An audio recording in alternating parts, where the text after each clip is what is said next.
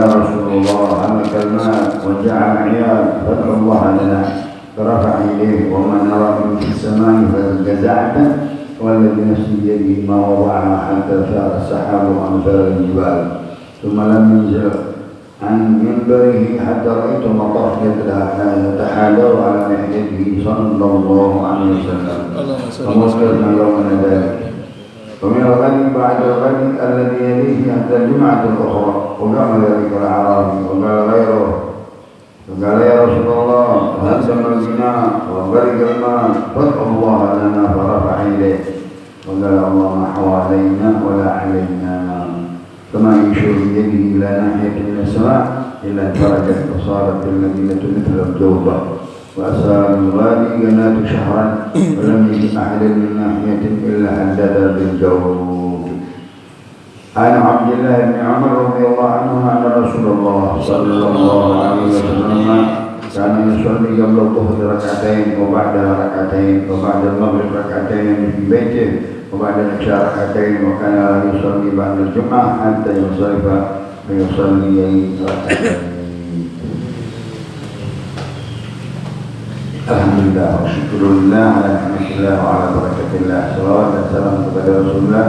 Segala puji dan syukur kita panjatkan kepada Allah atas nikmat-nikmatnya, senantiasa kita jalankan jalan taat dan ibadahnya, menuntut ilmu, salawat dan salam kepada Rasulullah sallallahu alaihi wasallam, membahas hadis-hadis Rasulullah, kumpulan Imam Ibn Abi Jamrah, hadis-hadis Bukhari dari hadis yang ke-53 di dalam kaifiyat tentang sholat qabliyah Jumat, tahiyatul masjid sebelum Jumat. Dari sahabat Jabir bin Abdullah Al-Ansari, dia melihat seseorang terlambat datang di hari Jumat, Nabi sedang khutbah, Nabi sedang Jumat dan di Jumat segala as-salaita, Nabi berkata kepada orang tersebut, as-salaita ya fulan, apakah engkau sudah sembahyang?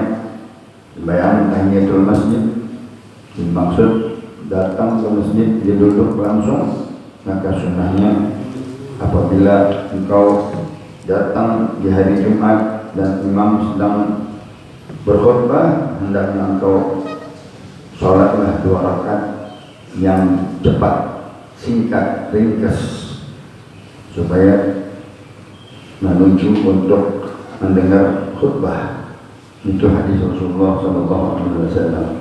Nah, di sini ulama berkata Nabi memotong khutbahnya dengan menanya kepada orang. Nah, di dalam pelajaran bahwa kita tidak boleh memotong daripada khutbah, tetapi kalau ada yang penting atau untuk mengajarkan sesuatu, dibolehkan seseorang memotong khutbahnya. Berkali-kali Nabi sering didatangi oleh orang minta pertanyaan untuk hari kiamat atau meminta doa di tengah-tengah lagi khutbah. Maka Rasulullah SAW sifatnya tidak mau memutuskan harapan orang. Dia jawab sebentar, lanjut lagi dengan khutbah. Tetapi di hadis terakhir Rasulullah SAW mengatakan, apabila aku khutbah jangan ada yang memotongnya, kecuali orang-orang yang tidak tahu, yaitu binatang. Dia nggak tahu, kalau yang udah biasa sama Nabi nggak berani memotongnya, karena didikannya Nabi, sahabatnya Nabi sehari-hari bersama Nabi. Mungkin pendatang Arabi dari pegunungan atau orang pedalaman, ya terharu dengan Nabi, maka dia bangun bertanya dengan tiba-tiba, maka Nabi tidak mau gentaknya, tapi Nabi tidak memarahi. Allahumma shalli wa sallim wa barik alaihi. Yang kedua dimaksud sholat adalah sholat tahiyat. Bisa juga berkata sebelum Jumat, karena Jumat adalah bulan Zuhur ada qabliyah 2 rakaat, dan Zuhur kan juga ada ba'diyah. Boleh dua-duanya, boleh kalau kita datang sebelumnya. Contohnya ada 2 azan. Kalau kita jamaah yang 1 azan, silahkan kita masuk untuk sholat tahiyat. Apakah boleh kita menggabung antara dua sholat sunnah qobliyah Jumat dan juga tahiyatul masjid? Kalau sudah masuk zuhur baru masuk qobliyah Jumat. Qobliyah Jumat. Ya. Kalau mau dua pas-pasan waktu masuk dari luar pas azan gitu, itu niatnya satu. Niatnya qobliyah Jumat, qobliyah Jumat, masuk di dalamnya tahiyatul masjid, masuk ke dalamnya tahiyatul masjid. Itu bab di dalam ilmu fikih, ya. Karena yang lebih kuat, lebih tinggi adalah qobliyah. Ya. Tapi kalau satu, ya, di dalam Jumat, ya. Jumat apabila khotib bicara masih sempat dia boleh tahiyatul masjid. Khotib bicara. Jadi kalau yang dipanggilnya azan satu boleh kita bangun berdiri untuk qobliyah, karena paham kita ada qobliyah Jumat, paham dia ya ada qobliyah Jumat. Dua-duanya itu bebas, nggak terlalu menjadi permasalahan di dalam sholat qobliyah atau sholat daripada tahiyatul masjid. Selesai. Nah, dianjurkan ini juga nanti jangan telat sebelum khutbah ada. Jangan kita hadir sesudah khutbah. Kalau sesudah khutbah kita mendapatkan pahala sedikit, ya. Karena di dalam hadis Rasulullah SAW, malaikat-malaikat di pintu-pintu mencatat orang-orang yang datang awalan. Siapa yang datang awalan, ya seperti menyembelih seekor unta. Ya, waktu kedua seperti berkorban sapi. Waktu ketiga seperti menyembelih kambing. Waktu keempat seperti dia menyembelih ayam. Waktu kelima habis. Kemudian malaikat udah tutup buku, malaikat dulu, dia baru masuk menyumpet telur. Nah itu dilarang. Tapi Nabi, subhanallah, Nabi kita baik sekali, ya. Nabi kita tidak memutuskan harapan. Walaupun dia mau sembahyang telat pun masih sah Jumatnya, walaupun dapat sholatnya saja. Datang telat, dapat sholat. Ada hadisnya, yang siapa yang mendapatkan satu sholat rukuk bersama imam dari Jumat, maka dia dapat Jumat. Kalau dia datang tidak dapat rukuk kedua dari sholat Jumat, dapat berjamaah, tapi dia sholat zuhur. Shalla wala nawa wala sholla. Dia sembahyang, nah, niatnya Jumat tapi sembahyangnya zuhur. Karena dia nggak dapat dua rukuk kedua. Kalau dapat rukuk pertama, cakap. Rukuk kedua bagus, dia tinggal bayar satu rakaat. Itu di dalam ilmu fikih yang berkaitan dengan hadis ini. Hadis kedua dari Anas bin Malik radhiyallahu taala anhu. Dia berkata, setahun terjadi kemarau panjang sana, ya, artinya 1 tahun panjang daripada musim kemarau. Ala ahli Nabi, di zaman Nabi masih berada, tidak hujan, panas, kemarau panjang, sehingga banyak daripada binatang-binatang, rumput-rumputan kering, ya, dan sumur-sumur kering juga. Ini Nabi suka membayangkan daripada zaman Fir'aun Nabi Allah Musa diberikan 7 tahun. Begitu juga zaman Nabi Allah Yusuf 7 tahun kemarau, ya. Walaqad akhadna ala fir'auna bis-sinina. Begitu juga di dalam surah Yusuf, yang mana raja tersebut, ya, diperintahkan untuk menimbun daripada hasil lumbung padi untuk menjaga-jaga 7 tahun nanti ada kemarau panjang. Sini nak Yusuf ya, sini nak Yusuf. Tahun-tahun kemarau datang sahabat Nabi lagi khutbah.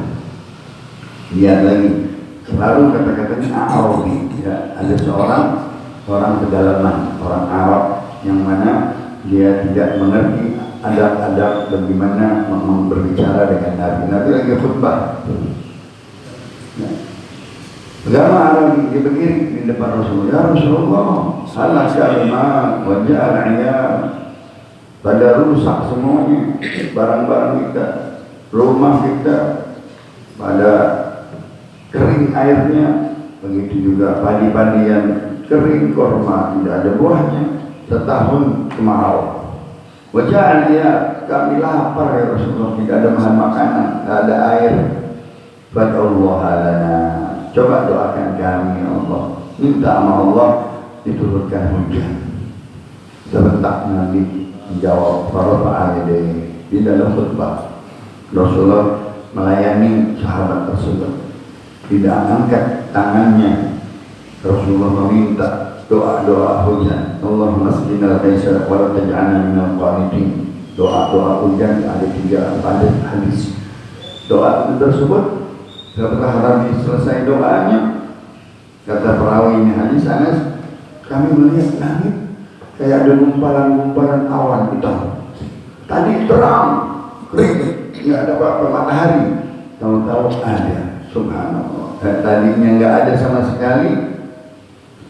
Daripada matahari yang terang, tahu-tahu ada gumpalan-gumpalan awan. Nah, demi Allah, yang di tangannya nyawaku ma waqa'a haddatsa sahabu amsal al-jibal. Perawi berkata, demi Allah, aku lihat sendiri katanya.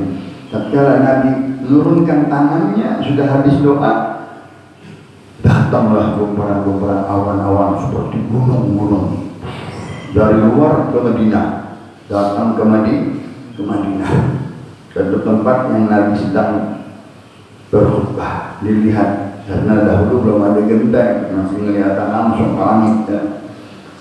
Malam yanzil amin bari, Nabi tetap di atas mimbar melanjutkan ya, sampai Nabi melihat sendiri turun hujan. Subhanallah, hatta ra'aitul matar, sampai aku lihat langsung hujan serentak. Semua mustajab doanya Nabi dan mu'jizat dengan izin Allah Subhanahu wa ta'ala. Nabi berkata, asyhadu anna Allah ala kulli syai'in qadir wa anna Allah qad ahata bi kulli syai'in ilma. Sebagian riwayat Nabi sujud syukur sama Allah, malu dia mendapatkan mukjizat serentak. Ya, aku bersaksi kepada Allah, Allah Maha Kuasa dengan segala apapun cepat Allah kekuasaannya. Turun hujan 5-10 menit bisa hujan turun dengan izin Allah. Tadinya panas. Asyhadu anna Allah, dia bersyahadat, dia malu, dia takut, takabur, dia takut, bahkan dia sujud syukur sama Allah Subhanahu wa ta'ala. Jangan sampai berasa dirinya bangga. Ya atul merah, ra'aitul matar yatahadar an lihiyah, sampai kelihatan hujan, sampai turun hujan tanpa atap, langsung ke mukanya sampai basah ke janggutnya. Subhanallah. Famutirna yawman hadha, seharian hujan, ya berhenti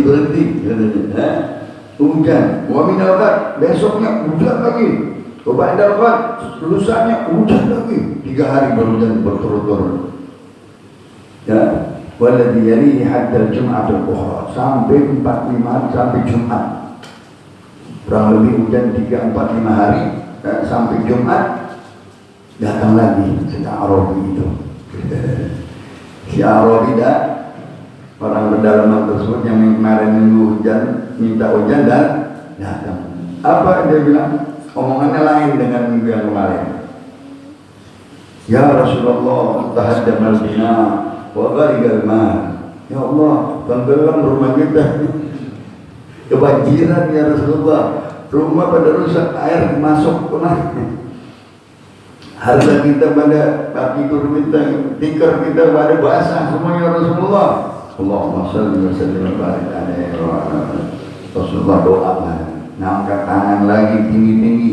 Sunnah katanya di dalam hujan minta istisqa, kita mengangkat tangan yang tinggi dan boleh kita melihat ke langit. Soal seraya kiblat doa, kiblat doa adalah langit. Meminta langsung Rasulullah mengangkat tangannya, meminta dengan doanya yang tenar.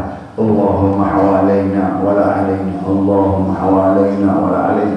Ya Allah, hujanlah di daerah jauh dan sini jangan dihujani daerah ini. Maksudnya di Madinah sudah jangan hujan lagi. Summa ala firaq wal akam wa butunul awdiyah wa manabitus syajar. Ya Allah, pindahkanlah hujan di gunung-gunung, di lembah-lembah, di tempat-tempat padi, sawah-sawah dan tempat tumbuh-tumbuhan, pohon-pohonan, kebun-kebunan. Maka daerah itu kering langsung, terang lagi, hujan sama bersama ke dalam, hujan ke pinggir-pinggir lembah dan gunung. Allahumma shalli wa sallim barik alaihi wa ala. Ini doa-doa mustajab. Kalau yang dibacanya siapa? Yang bacanya ya, tergantung pembacanya istiqomah, pembacanya orang soleh, pembacanya orang ahli takwa, bisa dengan izin Allah Subhanahu wa ta'ala. Allah memberikan mukjizat kepada Rasul dan Allah sanggup memberikan mukjizat kepada kita, karomah kepada orang biasa, terutama orang wali, ulama, sholihin. Dia bisa dengan izin Allah yang memberikannya sama. Allah kuasa di sana, Allah kuasa di sini. Allah kuasa dulu, Allah kuasa sekarang. Allah kuasa memberikan nabi dan rasul, Allah kuasa memberikan orang biasa, tapi dengan syarat takwa, dengan syarat istiqomah, dengan syarat iman dan amal soleh. Banyak diberikan oleh Allah kelebihan-kelebihan orang-orang yang bertakwa, yang beriman, yang aulia, ulama. Dengan izin Allah dia bisa memberikan doa mustajab untuk kebutuhan makhluk yang lain, binatang, tumbuh-tumbuhan, manusia, bumi. Dia bukan untuk dirinya, untuk umum, minta sama Allah.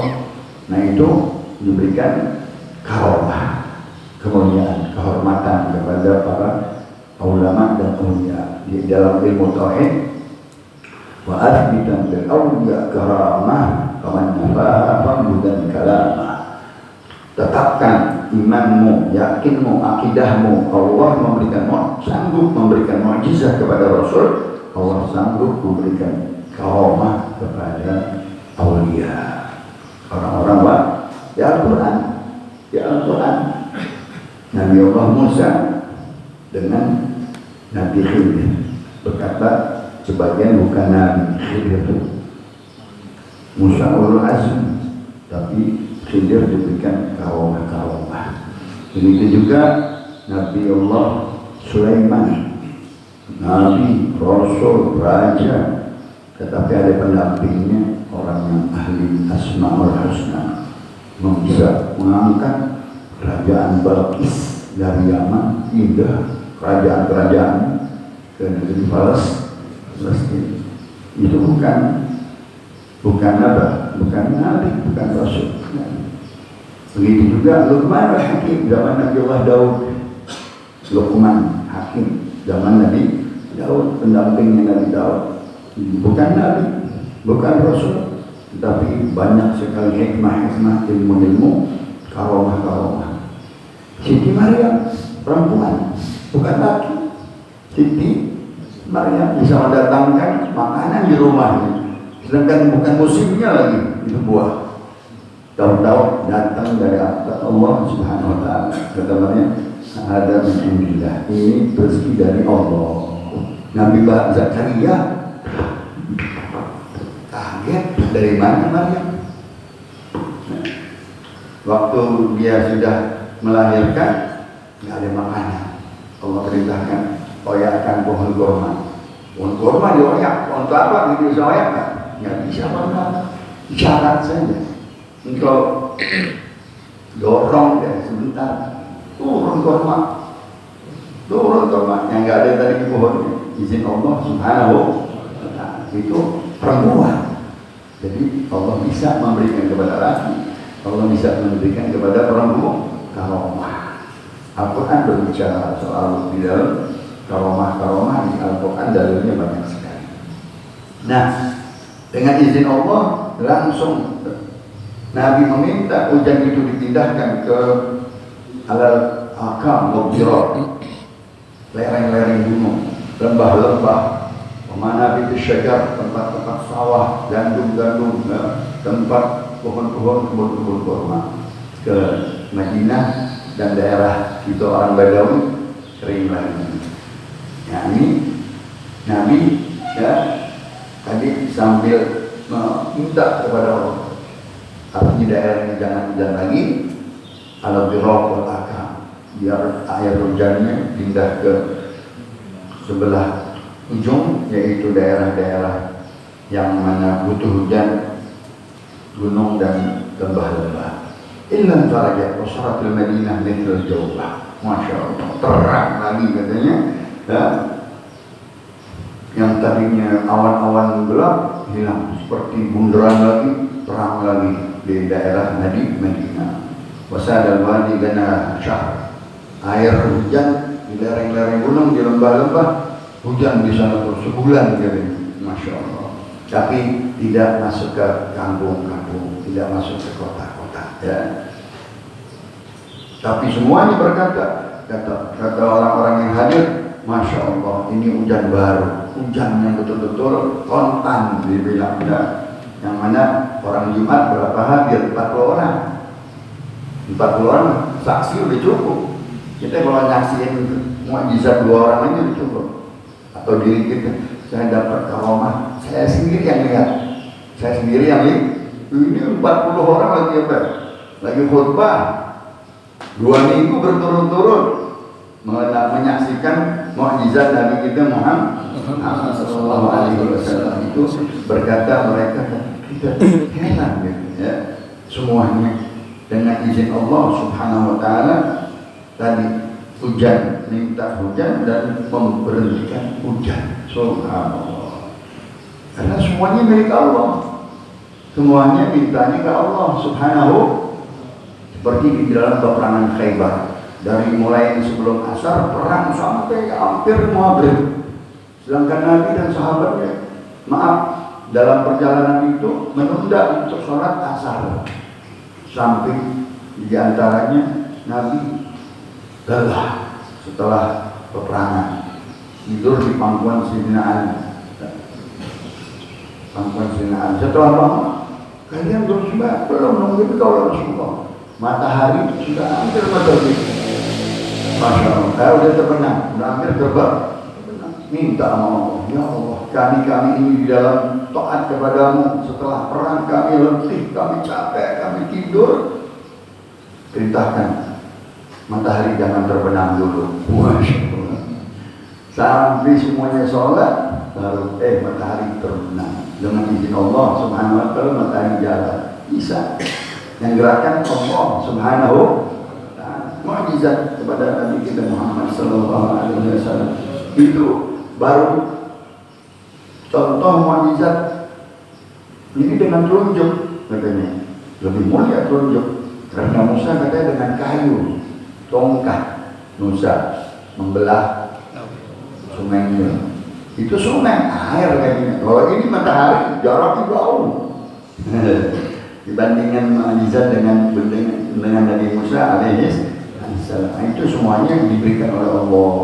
Allah sanggup memberikan mukjizat kepada Nabi dan Rasul, dan Allah sanggup kuasa memberikan kepada para ulama dan aulia dengan syarat-syarat tersebut. Makan yang halal, ibadah kepada Allah Subhanahu wa taala, takwa dan istiqomah, iman dan amal soleh yang banyak, mudah-mudahan diberikan mustajab dakwah. Bahkan Nabi memberikan kepada sahabatnya. Dilihat sahabat-sahabatnya, ada yang tekun, ada yang lurus. Ini orang mustajab dakwah. Benar langsung tunjuk doa Nabi. Siapa?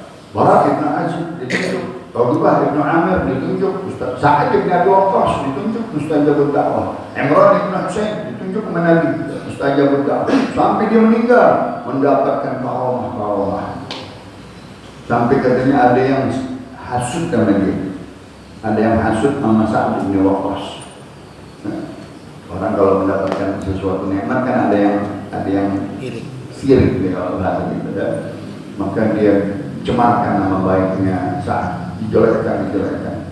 Saat tahu, oh dia ini orang, nanti ini orang katanya aku doain biar panjang umur, bukan mati.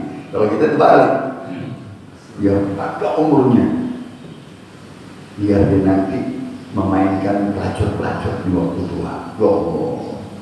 Dan goda-goda oleh pelacur di masa tua. Betul itu orang dibilangin sama orang-orang yang mengalami dia, umur ini paling panjang di pasar main perempuan dulu. Udah tua akhir mati suul khatimah. Alhamdulillah nih. Kena katanya ini asabat dakwah Sa'ad. Dia kena katanya sumpahan Sa'ad karena Sa'ad mustajabud dakwah. Sahabat Rasulullah sallallahu alaihi wasallam. Tapi kita tahu tadi contohkan nama Nabi setiap ada mukjizat Nabi takut sama Allah. Asyhadu, dia bersyahadat. Asyhadu anna Allah ala kulli syai'in qadir wa anna Allah qad ahata bi kulli syai'in ilma. Artinya dia melimpahkan ini mukjizat bukan aku, bukan saya, bukan. Aku tidak bisa memberikan apa-apa. Aku bersaksi Allah sangat mampu, maha mampu dengan segala-galanya apa yang diminta oleh hamba-Nya. Dan aku yakin ini dengan ilmunya Allah, bukan dari aku. Bahkan masih tersungkur sujud malu sama Allah, diberikan kontan mukjizat. Kalau kita bangga, wah ini turunin hujan tuh barusan. Jangan, tidak boleh. Allah subhanahu wa ta'ala, kita sujud malu, tawadhu sama Allah, syukur sama Allah kalau mendapatkan mukjizat, karomah kalau kita ya. Itu hadis-hadisnya kaitannya dengan Jumat dan hujan dan doa-doa tadi. Subhanallah, kalau dipraktekkan, misalnya kita lagi naik motor, kita lagi udah mulai hujan, kita baca Allahumma hawalaina wa la alaina, tiga kali Allahumma hawalaina wa la alaina, Allahumma hawalaina. Hujan nggak basah baju kita dengan izin Allah, bisa nggak? Bisa. Dan banyak orang itu, jangan hujan-hujan nggak basah ya. Mestinya kan tidak mau Allah bacaan hadis Rasulullah kontan asal ininya dan mulutnya sama badannya sama istiqomahnya. Susah kita mengamalkan amalan-amalan yang istiqomah, itu yang paling berat. Maka ada kata-kata al-istiqomah khairun min alfi karomah. Kalau engkau mendapatkan istiqomah, sudah jadi orang istiqomah, lebih daripada 1000 karomah. Gampang karomah, asal istiqomah bisa 1000 lebih kalau nggak dikasih, bukan sekali 2 kali. Ya, itu istiqomah yang susah. Kata Nabi, aku paling berat di dalam Al-Quran, di dalam surat Hud ada perintah Allah. Kata Allah subhanahu wa ta'ala, tsumastaqim, ittaqullaha tsumastaqim, takwalah kepada Allah lalu beristiqomah. Itu yang memberatkan aku. Takut aku berhenti daripada kebiasaanku, karena kalau dia istiqomah tahu-tahu ditinggalin, udah batal.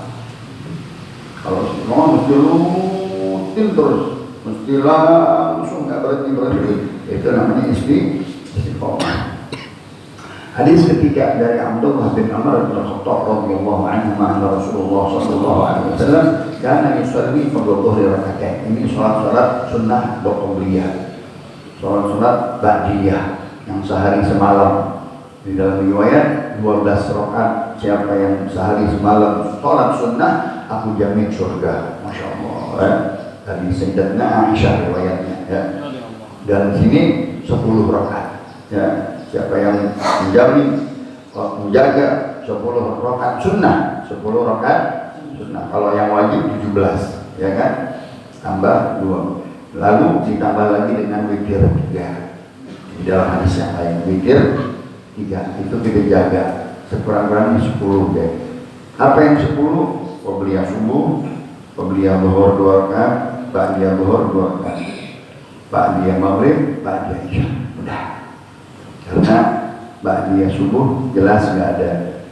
Kalau zuhur ada qobliyah, ada ba'diyah. Kalau asar nggak ada ba'diyah. Maghrib di dalam hadis awal Rasulullah tidak sholat qobliyah maghrib, tidak melarang yang sholat. Alhamdulillah, silahkan mau sholat, tapi di akhir-akhirnya Nabi sholat qobliyah zuhur, dan juga sebelum isya Nabi nggak sholat, langsung sambil mengajar. Setelah masuk isya ayo qomat langsung, artinya langsung azan dan qomat, tidak pakai qobliyah. Tapi Nabi tidak melarang orang yang sholat.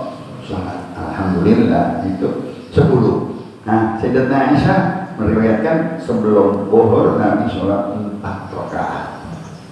Nah, dalam hadisnya siapa yang rutin mengerjakan, menjaga, memelihara sholat 4 zuhur sebelum zuhur 4 rakaat, terbuka pintu-pintu langit. Apabila dia berdoa, diterima doanya oleh Allah Subhanahu wa ta'ala. Tapi mesti rutin. Jadi 12. Tadi kan 10, 2 kali 5, 10 tambah ini 1, 4. Bahkan dibolehkan ada hadis lagi sebelum asar 4 rakaat. 4 rakaat. Ditanya apakah boleh langsung sekaligus 4 rakaat dengan salam? Betul, Nabi mengerjakannya 4 rakaat sekaligus 1 salam tanpa tasyahud awal. Kalau kita mau mengerjakan dua-dua silahkan. Yang mana bisanya? Asar, kerjakannya Nabi 2 qobliyah asar, karena baru bangun tidur setelah minyak dia pemanasan, 2 qobliyah asar, 2 lagi jadi 4. Rahimallahu ra'an shalla qabla al-'asr 4. Dirahmati Allah seseorang mengerjakan sholat qobliyah asar 4 rakaat. Dapat rahmat Allah, cukup, segala-galanya rahmat. Masuk surga dengan rahmat Allah, dibebaskan dari azab dengan rahmat Allah, dikeluarkan dari neraka dengan rahmat Allah Subhanahu wa ta'ala. Karena yusalli qabla dhuhri raka'atain, dan Rasulullah SAW sering mengerjakan sholat qobliyah di rumah, tapi dicontohkan juga di depan sahabat di masjid.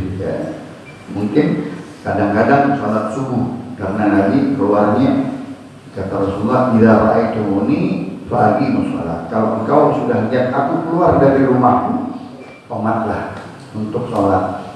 Nah, Nabi mengajarkan istrinya, mendidik istrinya supaya pada duduk. Nanti sebagian sholat di samping rumah Nabi, kan sampingnya masjid. Mereka, maaf, 9 rumah itu deket-deketan, nggak jauh-jauh dari belakang, kami kontrakan deh, petakan zaman dulu belum rumah besar.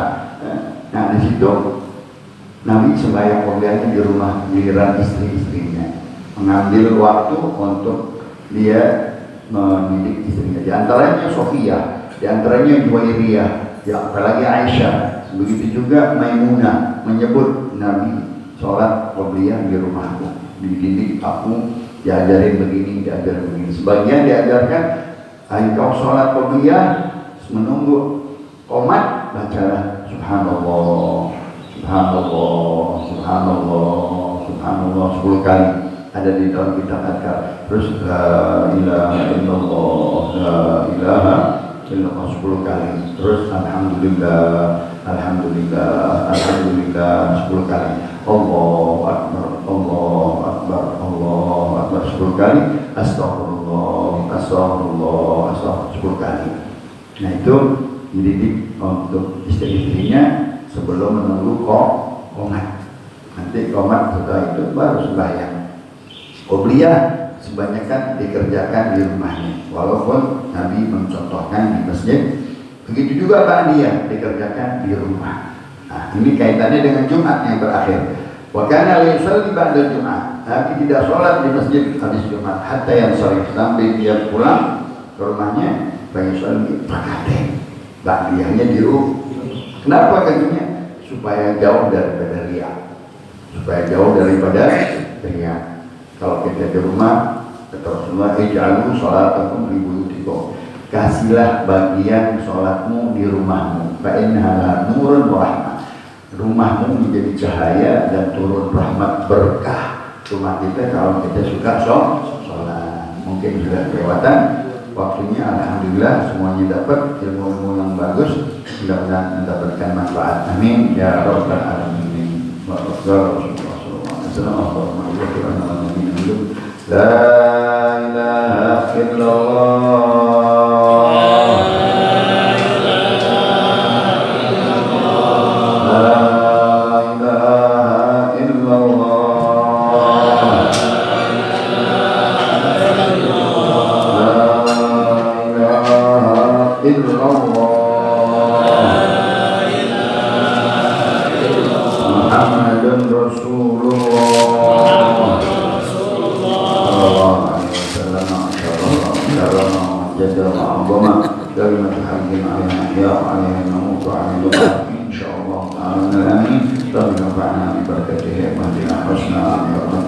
وأمتنا في طريقتهم ومعافاتهم وفتنهم اللهم اهدنا من عندك واعفو علينا من فضلك وانشر علينا من رحمتك وانزل علينا من بركاتك والبسنا لباس عفوك وعافيتك في الدين والدنيا والآخرة وهب لنا يا الله من لدنك علما نافعا وهديا لدنيا متقبلا يا ذا الجلال والإكرام برحمتك يا أرحم الراحمين سبحانك اللهم وبحمدك أشهد أن لا إله إلا أنت أستغفرك وأتوب إليك وصلى الله على سيدنا محمد والحمد لله رب العالمين.